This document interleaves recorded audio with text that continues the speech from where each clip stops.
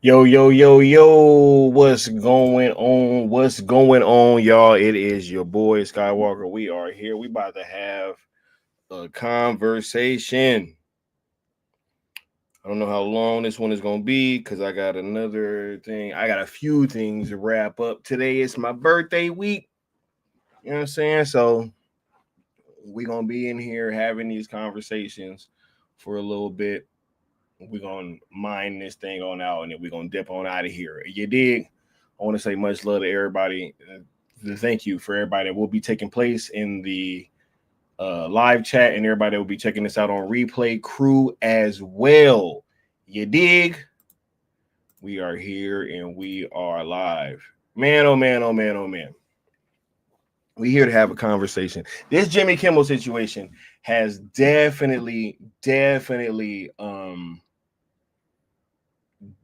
been something that I've been kind of pondering on, and I'm very, very excited to be here and have this conversation with you guys because I think that this situation kind of highlights a lot, and we're gonna have this conversation and really mine this thing on out because I want to make sure that these things are being highlighted, like they have to be talked about.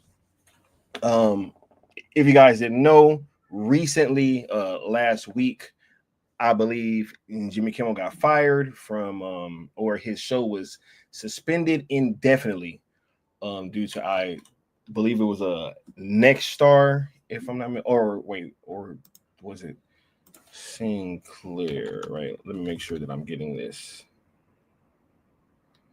correct. Right.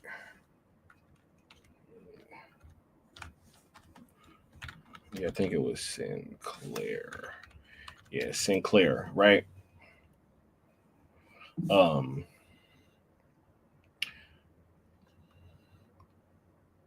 Actually, it's still not.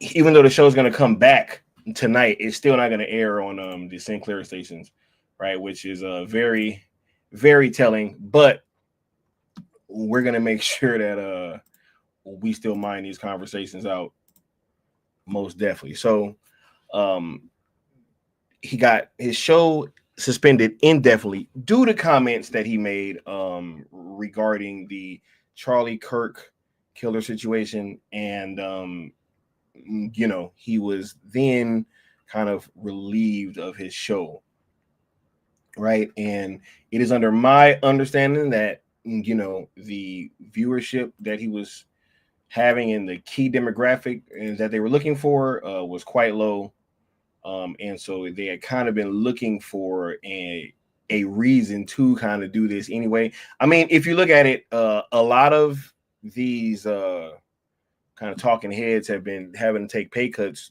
recently, if I'm not mistaken. Rachel Maddow had to do so. There's been other people that were let go at other networks like Joy Reid and all that stuff. So this has kind of been something that's been happening across multiple networks, right? It's been a situation where there's been a lot of people having to restructure their deals or just being outright fired, right? So this wasn't really something that struck me as a surprise, especially given what he said, right? Because I do think that there's a key difference here in this situation and other ones in which people have been trying to compare it to, and you know, I think that we're gonna highlight just why this situation was quite different, in my opinion, right? And none of this stuff, you know, uh ain't none of this stuff for me. I'm taking it as, or I'm saying that you should take it as gospel. This is just my interpretations and what I've been kind of noticing. We got the homie Necron saying they can't afford these people. Hey, I agree, bro. I agree, and we're gonna talk about that later. Hold on one second.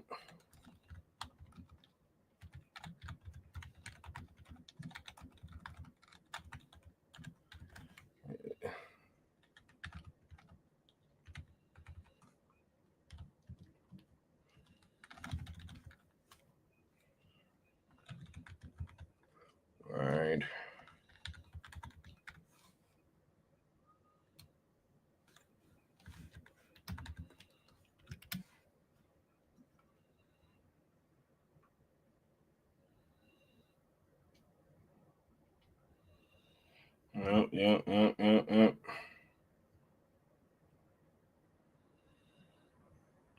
So he said, now Joy Reid says Bernie was right. Hey, a little bit too late. Hey, it is too late for that, right? But I digress, right? Because I really do think that there was something different that happened here in terms of this situation and others, right? And before I do that, let me actually pull up the video that got him in all of this trouble, right? My bad. I got everything but that, right? I got everything but that.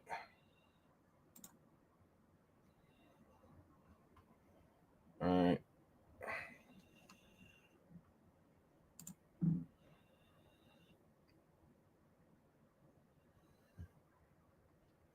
Wait, where did this go? All right.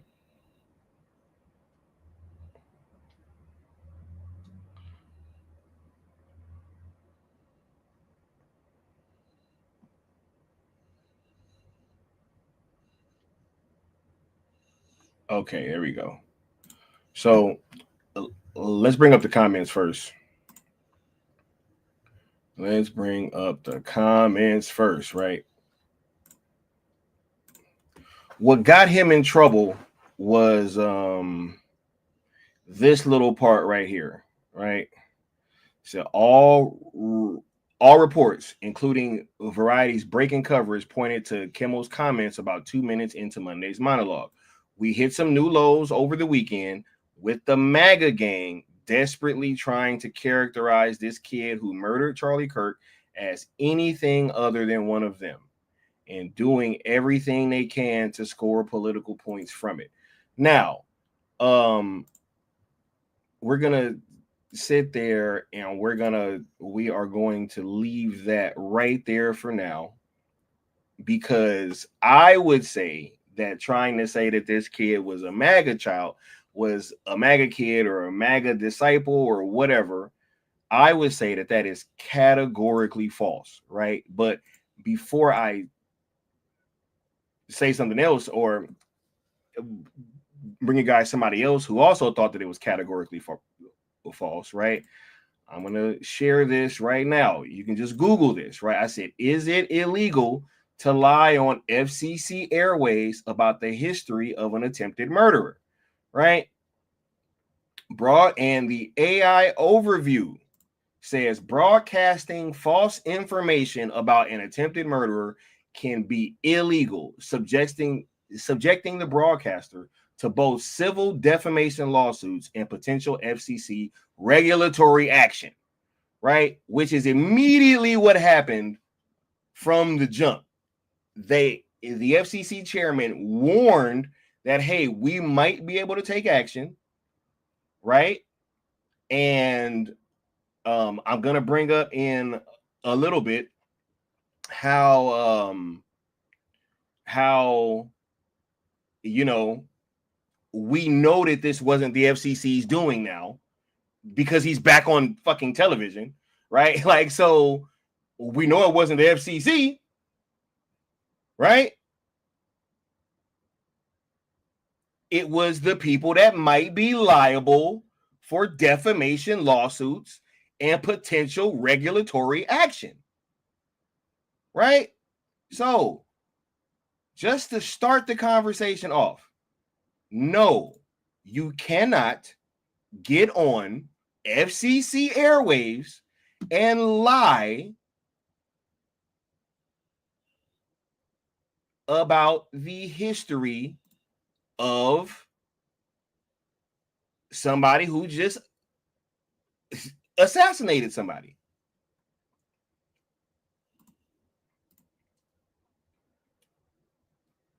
Right? That's even just an attempted murderer. Right? Let's switch it up.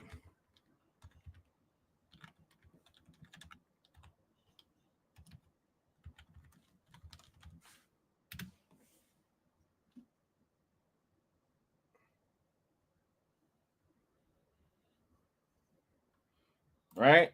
Oh, this is even better. This is even better, right? I said an assassination suspect now,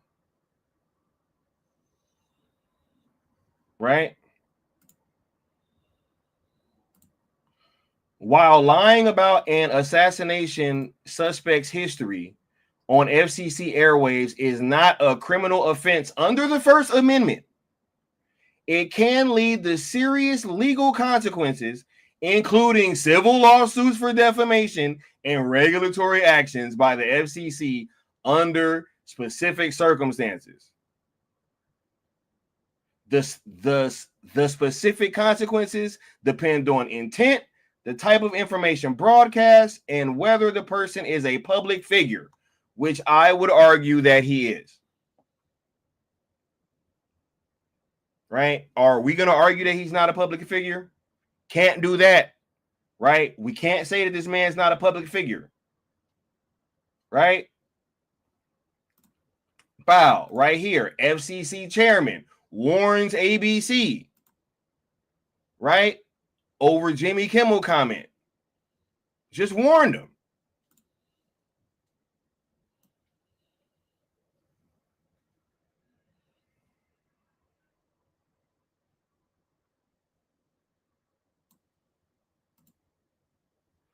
So we have established that it is illegal for you to get on FCC airwaves and lie about the history of somebody who is a suspected assassin.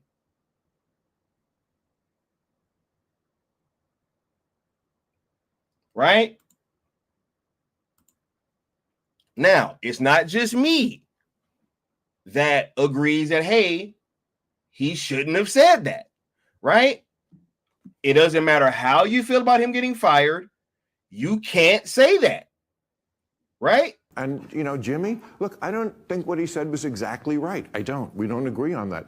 He didn't lose his job for it. He said the MAGA crowd was trying to characterize the assassin as anything but one of them because the guy's, the 22-year-old kid in jail, his family was MAGA. As if a 22-year-old with a trans girlfriend never rebelled against their family. I mean, but... Right? And they're like, oh my God. He was a registered Republican. Y'all know I'm a registered Democrat because in California, you can't vote in the primaries out here unless you're a registered Democrat, if I'm not mistaken. Right? So I'm still a registered Democrat.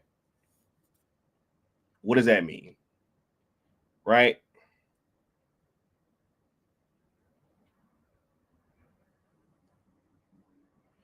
But once again, not even just hit. Here's one of the goats telling you, like, yo, you kind of shouldn't start getting into all of this stuff because one day you're going to wake somebody up like Sky who's about to start bringing all these receipts that I'm about to bring, and it's about to get ugly. But this is one of the goats. Tell me the last time that Jack Benny, Red Skelton, any comedian, used his show to do serious issues. That's not what I'm there for. Can't they see that? But you're not. Why do they think that just because you have a Tonight Show that you must deal in serious issues? That's a danger. It's a real danger. Once you start that, you start to get that self-important feeling that what you say has great import. And you know, strangely enough, you could use that show as a forum. You could sway people, and I don't think you should as an entertainer. Right? You got one of the goats like, yo, man, I don't really think it's a good idea for us that be having these Tonight shows and start talking about all this, serious stuff. Right? Because here's the thing. This is what bothers me, right? Like, when these situations come about, I look at the history, man, and I am seeing people react to this situation so much differently than even some of these same people that we're talking about reacted to prior things happening that really were crushing free speech. And I got something that's pretty damning later. I got something that's pretty damning, right? But let's even look at, because one of the earliest situations that I pointed to as something being absolutely wrong with what was going on when it came to free speech was when Donald Trump got taken off of social media. I immediately started saying, I was like, hey, does anybody think that if they're taking the president off of social media, that is going to be an issue, them shutting up anybody else, right? Is them shutting up, me, you, our parents, right? Like anybody. I mean, if they can take the president off of social media and really off of all the apps, and they can really take away his free speech, right? Then what is at risk for the rest of us, right? But I don't even want y'all to hear it from me. I want y'all to hear from his words, how he reacted. The same person that everybody's like caping for right now, the same person, we're going to see what his reaction was when Donald Trump got taken off of Twitter. Let's check this out. Trump has been suspended from Twitter, Instagram, Facebook, and even Snapchat. But don't worry, Mr. President, there are still plenty of apps you do have access to. You still have Spotify to drown out the sound of millions of people cheering as you leave. You still have Pet Finder since you're on the outs with Mike Pence. You have Cameo, which will soon be your primary source of income. You can still play Among Us, a game where everyone accuses each other of being against them. You'd love it. You could play Pokemon Go. You and Donnie Jr. can hunt Pikachus together. And when no one else wants you, don't forget, there's always your old friend, the Domino's Pizza Tracker. Not only did Trump get banned from Twitter, Google, Apple, and Amazon removed the Parler app from their platforms. Parler is where all the right-wingers gather to post QAnon nonsense and misspell the word parlor. And no one was more upset about Parler going away than a sneaky little congressman named Devin. But it's more than just the financial aspect of that. Republicans have no way to communicate. I have 3 million followers on Parler. Tonight, I will no longer be able to communicate with those people. I mean, other than being on Fox News right now. Why does Devin Nunes always look like somebody knocked his ice cream out of his hand? Trumpers are complaining bitterly that they're being silenced. In fact, they won't shut up about being silenced. On their 3 propaganda TV networks, on 1,000 conservative radio shows, all over the internet, they are screaming about being silenced. They won't be silent about being silenced. Oh, so it was funny. It was funny, right? It was funny, right? It was hilarious, right? When the president was getting taken off of social media, getting banned from all these platforms, it was funny. You came out, you had a whole bunch of jokes about people literally getting their free speech taken away.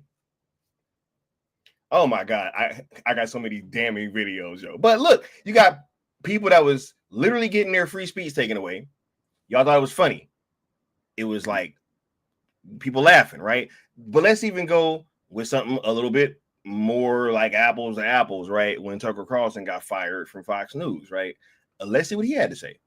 Fox News has severed bow ties with Tucker Carlson. After all these years, they are parting ways, which means he was fired. I mean, that's really what parting ways means. Tucker couldn't be reached for comment. He's already on a plane to Moscow to meet with his manager. But what a shock. I mean, what an absolutely delightful shock this is. Now Tucker can spend more time at home tanning his testicles and touching himself to that sexy green M&M. Sadly, he's probably not done poisoning old people's brains. The question now is, where will he do it next? Will he go to OAN? Will he go to Newsmax? Will he crawl back up Satan's fiery beehole from whence he came? We don't know. One of the most despicable mother Tuckers ever to appear on American television. It was funny. Right? It was funny. You know, when Roseanne lost her show because of a tweet, And ABC, to their credit, didn't waste any time. They canceled our show today. I'm not a fan of censorship, but this wasn't about free speech. It was about consequences for saying something vile. You can say what you want, but networks don't have to pay you to say it. You can't just blame Ambient for that. Actions have consequences. And ABC made the right call. Cool. Right? When everybody else is getting canceled and getting silenced, right? For just jokes, tweets, opinions. Here is one more. Tucker Carlson is out at Fox News. Couldn't have happened to a better guy. What I will say, though, is while I'm very glad that the person that was arguably responsible for some of the largest, driving some of the most amounts of death threats and violent threats, not just to my office, but to plenty of people across the country. I also kind of feel like I'm like waiting for the cutscene at the end of a Marvel movie after all the credits have rolled. And then you see like the villain's like hand reemerge out to grip over like the end of a building or something. But deplatforming works, and it is important. And there you go. Good things can happen. Oh, so deplatforming works when it's y'all, right? It works. It's cool. Ain't nobody tripping, right?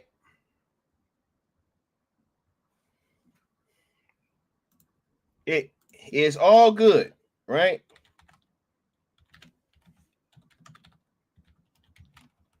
Oh no, we about to get to it, Joe. We about to get to it, bro. We about to get to it, bro. Right?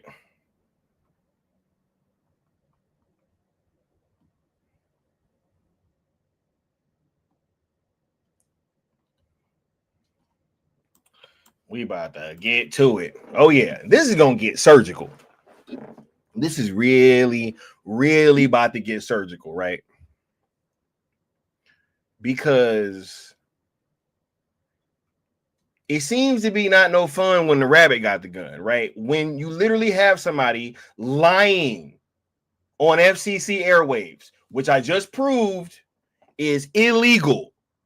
So you got somebody doing some shit that's illegal on FCC airwaves. He gets fired, loses his show. It's a huge fucking backlash, right? You've got more of a backlash from this certain section of people than they were upset about somebody literally losing their life. And I can do another stream on that later. But I'm gonna give y'all a little preview during this one, right?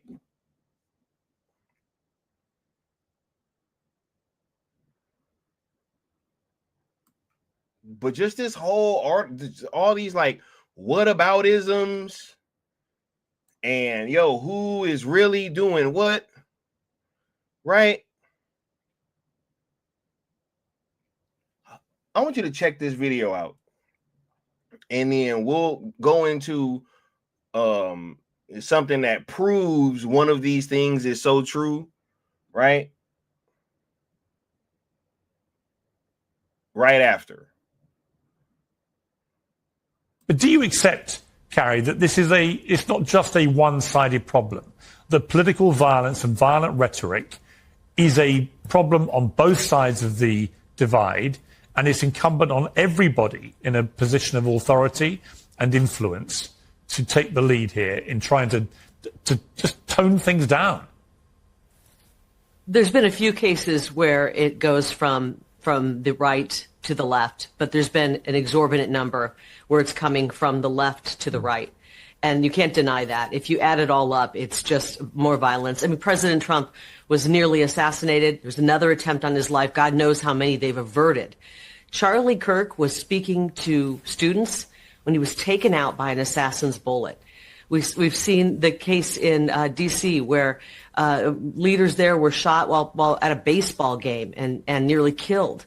It's typically going one way. But the bigger question, I think, is why are these minds, these delusional minds, what's getting into their mind? And why did that young man have a hatred in his heart for Charlie Kirk and conservatives? And I think we have to look at what caused that. And there is no denying that it's coming from the media, that it's coming from the schools, the professors, the indoctrination from K through 12, and then continued on in the higher education institutions and the media and the culture. It's 100% negative. And it has been about President Trump, about conservatives. They've equated us to Nazis. They've equated us to Hitler. No wonder these young kids are bloodthirsty and trying to kill people. In their minds, they've been told for their entire life that people like President Trump and Charlie Kirk and me and conservatives are the worst thing in the world. That's what's got to stop, Pierce. That's what's got. Politics will be politics, and we're going to continue to have vigorous and rigorous debate. But it's got to stop, and it's been coming from the media, and I know it. I worked in the media. I saw it. I saw the bias. I saw the hatred toward the MAGA movement. I saw the hatred toward the people who follow President Trump. The media has to take credit for what they have caused, the chaos they've caused in our country, and they haven't done it. And until they do, they need to be turned off, canceled, muted. They're absolutely abhorrent. Whoo! Right?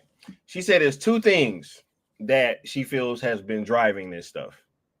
It's been the media and it's been the schools, right? She said it's been media and schools, right? We're going to do the media first, and I'm going to show just what she's talking about, and then I'm going to play an example of the schools having something to do with this, right? So let's check this out.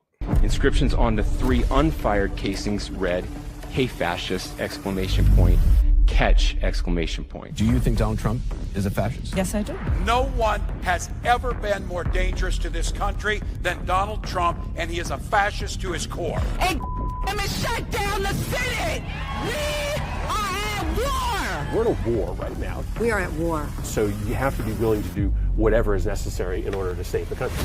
And that's why the gloves are off. Donald Trump and the MAGA Republicans represent an extremism that threatens the very foundations of our republic. And yes, there are many threats to democracy. We see it with these extreme candidates. I just don't even know why there aren't uprisings all over the country, and maybe there will be. But you can only push people so far. And then they start to take matters into their own hands. What the American public want is for us to bring actual weapons to this bar fight. This is an actual fight. You know, this is literally call to arms. The MAGA movement is a threat. But Michelle says that, when they go low, we go high. No. With all due respect, if they go low, we don't go high. When they go low, we kick them. We take them to the mud and choke them out. And make sure that they stay down. And you know what? Kick them when they're down, because they deserve it. Get up in the face of some Congress people. We are going to be in your face. We are going to be on your...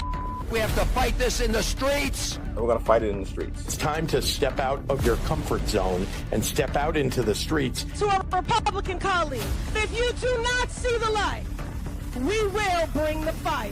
Resist! You and your little friend off of Twitter. Y'all about to find out. And if you see anybody from that cabinet in a restaurant, in a department store, at a gasoline station, you get out and you create a crowd. And you push back on them. And you tell them they're not welcome anymore, anywhere. He's not going to have a third term. He may not finish this term.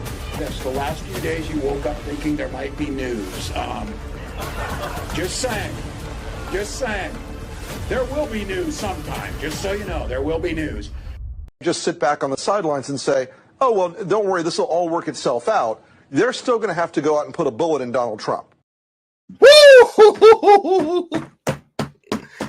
Wow. So we got putting bullets in people, choke them out. Hey, if you see a Trump supporter, run up on them and make it uncomfortable for them, right? If you see anybody out in public, anybody in your family, run up on them. You know what I'm saying? Like, we're going to take away your free speech, right? Here we go with a little bit more of this media before we get into how it was in schools. Check this out. You shouldn't be banned from one platform and not others if you are for providing misinformation out there. There's no guarantee to free speech on misinformation or hate speech, especially around our democracy. There are Americans who are engaged in this kind of propaganda, whether they should be civilly or even in some cases criminally charged, is something that would be a better deterrent. If people go to only one source and the source they go to is sick and has an agenda and they're putting out disinformation, our First Amendment stands as a major block. It's really hard to govern today. This is a matter of corporate responsibility. Twitter should be held accountable and shut down that site. It is a matter of safety and corporate accountability. The First Amendment is not absolute. It does not protect any single thing anyone says. There are limits, and that's important.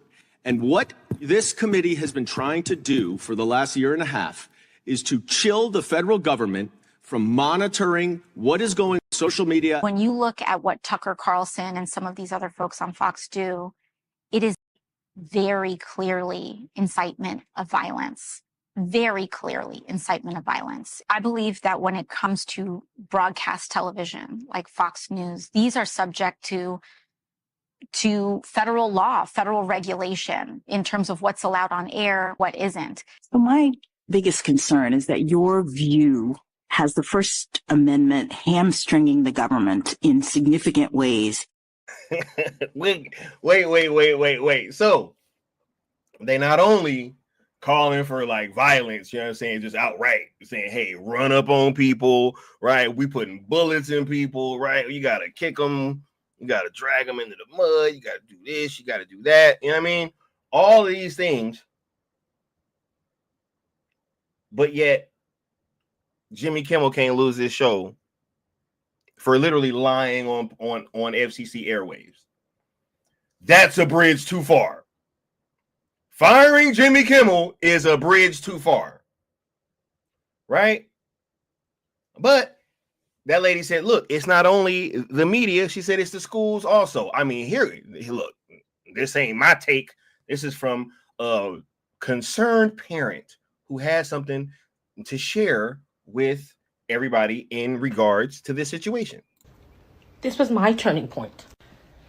When Charlie first died, when I first found out, I was upset. I didn't follow Charlie, but I would see his, videos online all the time, and I would think, wow, this guy, I don't know if I agree with everything he says because I didn't follow him like that.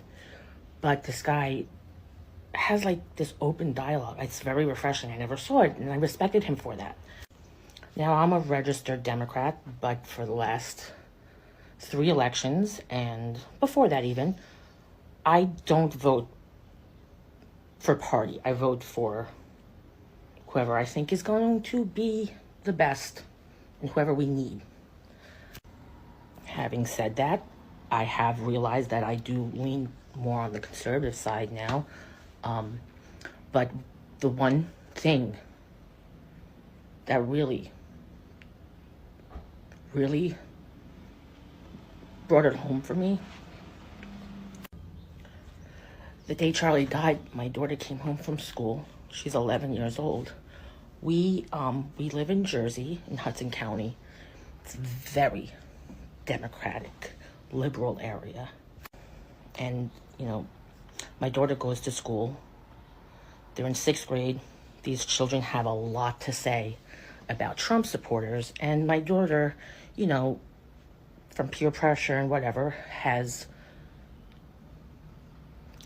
felt weird that I'm a Trump supporter.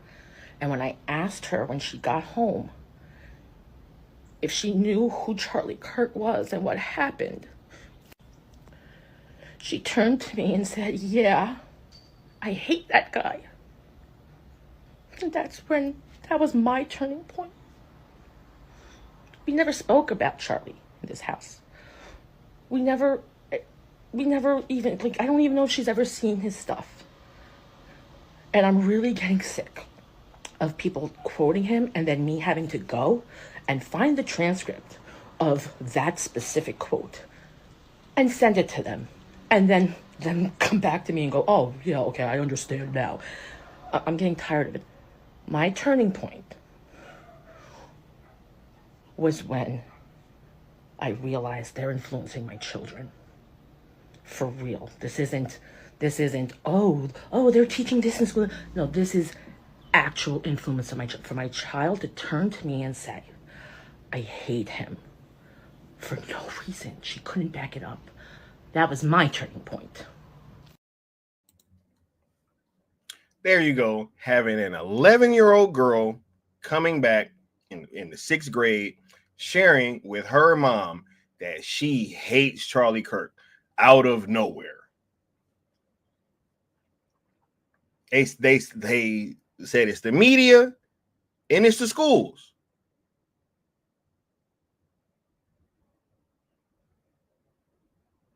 Right?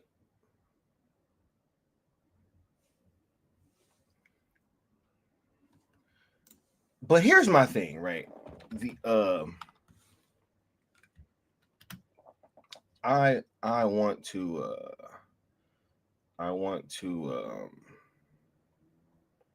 right. Let me see. Let me find which one to bring up.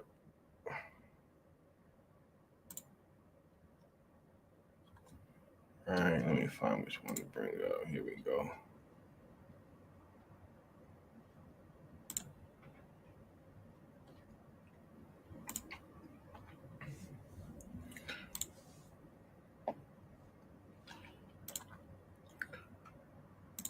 Here's my real question, right? Because I think that this is really, really interesting. Because I keep hearing that we live in a dictatorship and that we live under like all of these crazy rules and that Trump got the show taken off. You know, the FCC got the show taken off. If you see, the show is back on, right? And it's literally, you know what? Hold on. Let me not even do that. Let me show you, because watch this, right?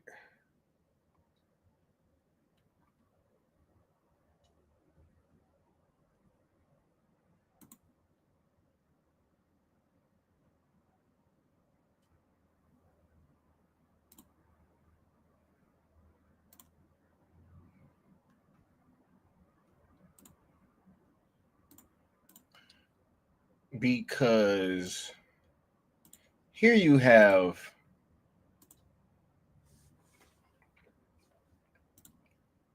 him being brought back, right?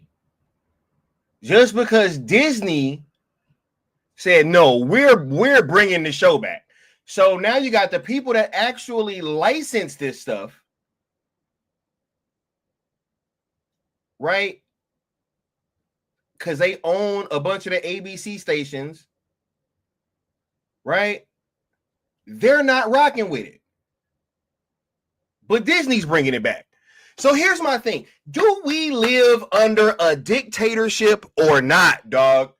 It cannot be both. It can't be both. It can't be, oh my God, right? Like this guy's just doing whatever he wants. The FCC is running wild and all this stuff. And he got his damn he was suspended like a week.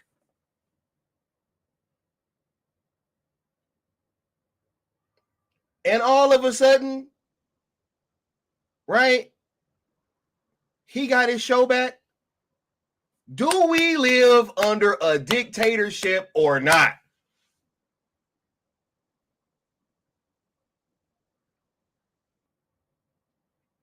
Look, here's my thing, right? I'm not even against people that, you know, kind of push this stuff on like an individual basis, right? Because look, it is what it is.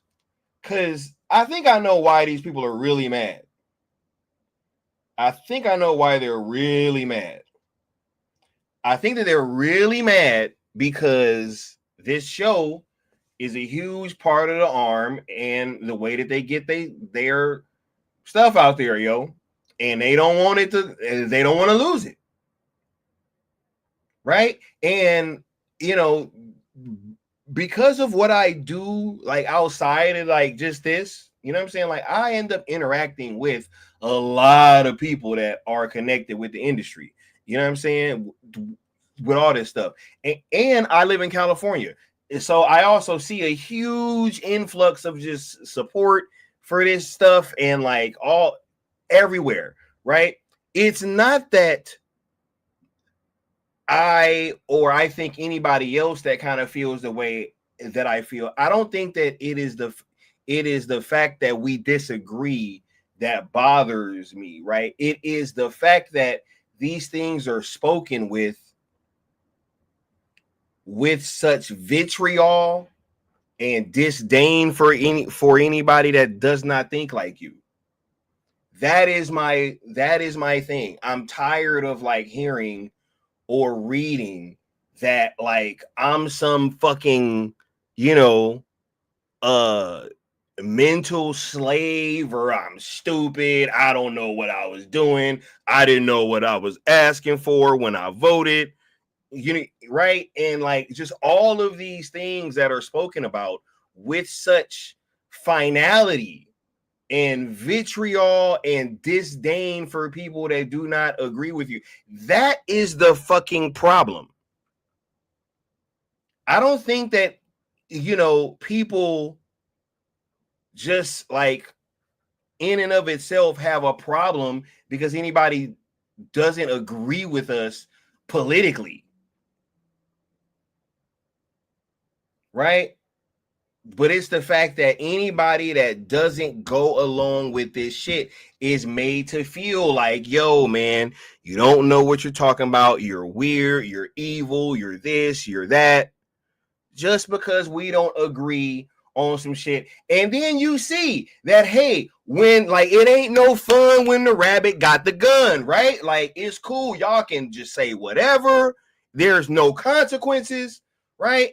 And then as soon as somebody get on FCC airwaves and lie, like I just pointed out, about a fucking assassin suspect, a suspected assassin, should I say, right? That's a bridge too far. Right? But it's cool to, you know, incite violence, right? Or like to attack free speech or say, hey, free speech is hamstringing what we can do, right? And all these things. No, man, I'm just tired. If we live in a dictatorship, I just need more evidence, dog.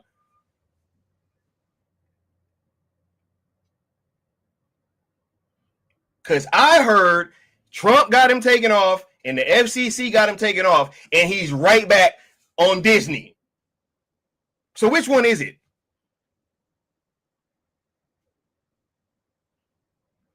You see who it was? It's Nexstar and Sinclair, excuse me. And they're like, yo, we don't want to be liable if you guys get sued. What are you doing? This is like super simple. Right? But here's a little tidbit of information that I'm going to get into that I think is at the root of all this stuff. And then I'm going to go ahead and get on out of here. Right? I really do think that this is at the root of all of our disagreements right now. When I saw this, I was like, oh my God, this makes a whole bunch of sense, right? This makes a whole bunch of sense. If you go on over to YouGov, right, they got this little thing right here posted on the 12th of September. And it is a poll of what Americans really think about political violence, right? Because this is a YouGov thing, the numbers that I'm going to share here are probably even worse in real life. But we just going to take this, hey, the shooting death of right-wing activist Charlie Kirk this week has sparked a national debate about political violence, and YouGov has been polling regularly to find out what Americans are thinking, right? But it said here are some of the takeaways, right? Some Americans are more worried about political violence than others, right? I ain't even going. Look, it's just 6% of Americans say political violence is not much of a problem, right? Blah blah blah. Not everyone is worried about political violence to the same degree, however, right? 65 and older saying that, or they're likely to say that is a very big problem, and adults under 30, Republicans are more likely than Democrats to say political violence is a very big problem, right? These groups just have more people saying it's somewhat of a problem and who aren't sure, right? Now watch this. But YouGov has asked this question multiple times since 2022, right? And found some noticeable changes in opinion. For one thing, while Republicans are more likely than Democrats to say political violence is a very big problem in September 2025, in the wake of Charlie Kirk's shooting, the reverse has been true when YouGov has asked this question after attacks on Democratic political figures. How concerned Americans are about political violence is related to some degree to whether someone from their side or the other side is being attacked, right? Right. Democrats and Republicans are more likely to say political violence is a big problem after attacks on members of their own party, right? This thing gives a bullet by bullet point, right? But what I want to get to is this part right here, right? How many Americans say violence can be justified, right? This is where it gets interesting. Part of the discourse after Kirk's death has concern and comments on the social media from some left-leaning figures celebrating Kirk's death. Others, especially on the right, have called such rhetoric unacceptable and have made varying claims about how prevalent such feelings are on the left. YouGov's polling shows that Americans overall are far more likely to say it's always or usually unacceptable to be happy about the death of a public figure they oppose than they are to say that this is acceptable, right? 77 versus 8.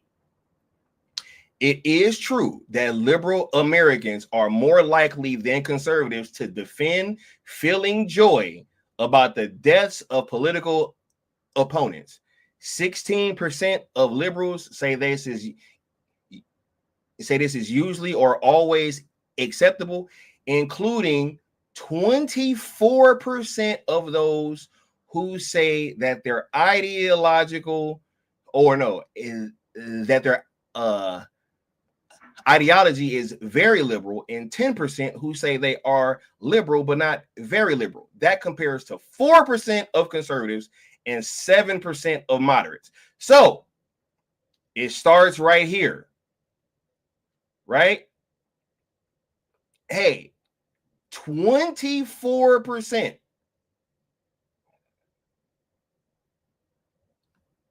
That's a quarter are saying to defend feeling joy about the deaths of political opponents. right?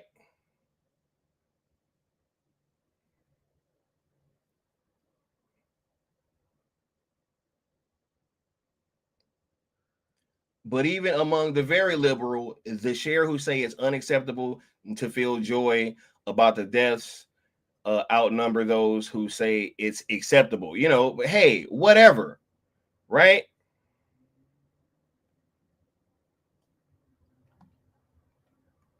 More numbers.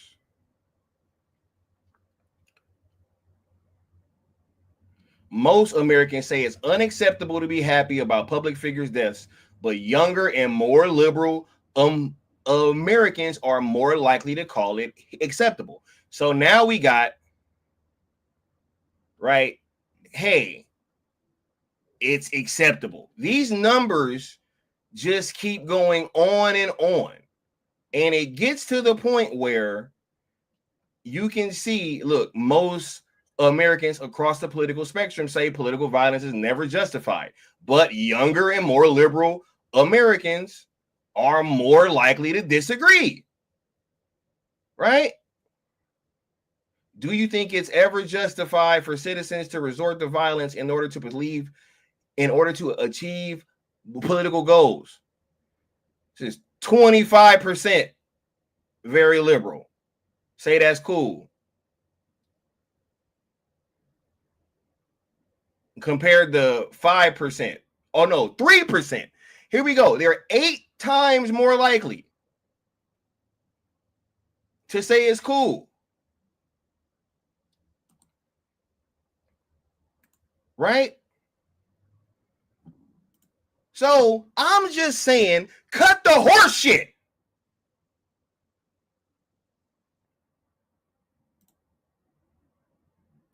More likely to say it's cool, to kill somebody, right? More likely to say, hey, I'm glad that this guy's dead.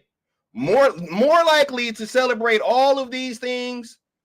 Y'all been capped. Yo, that's my point. That is my issue. Do we live in this dictatorship or not? You can't be claiming, hey, the president just took me off the airwaves and you back on in like less than a week. Why would he take him off and then put him back on? He don't even like the dude. Makes no sense.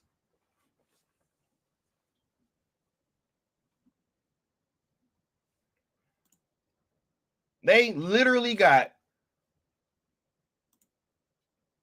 the affiliates saying, yo, we're not going to air this thing. And Disney's just saying, nah, we're going to go ahead and do that anyway. Right?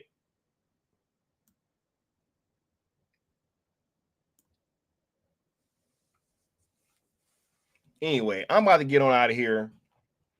I want to thank y'all for hanging out with me for a little bit. This was a great conversation. You know what I mean? And we're going to be sure to keep giving you guys this information.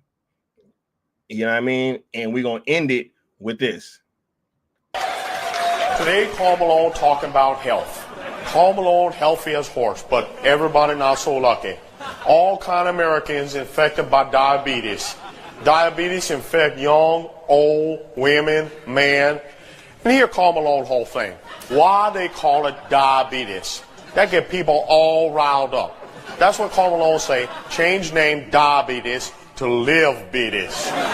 That way, people don't go walking around saying, oh no, I'm going diabetes. Instead, they saying, look our world, live-beatis coming through. That's called positivity thinking right there, and that's kind of thing keep Carl Malone on top. Remember now, you too could prevent forest fire. Until next time, this is Carl Malone.